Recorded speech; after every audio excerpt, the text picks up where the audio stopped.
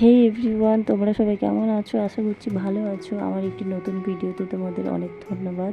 আশা করছি শেষ পর্যন্ত ভিডিওটি দেখতে তোমাদের অনেকটাই ভালো লাগবে।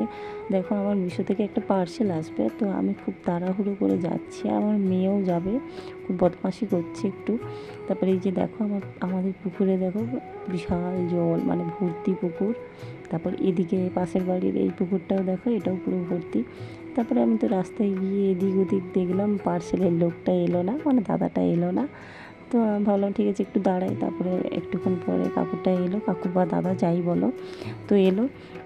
আমি পার্সেলটা যখন নিচ্ছিলাম, জানো তো, পাশে কিছু লোক আছে, তারা এমনভাবে তাকিয়েছিল যেন আমি বিশাল ভিআইপি লোক।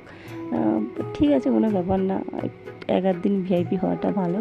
তারপরে যে দেখো পার্সেলটা খুলেছি, জিনিসগুলো ভালো এসছে, ইয়াররিংগুলো ভালো এসছে, জানো তো।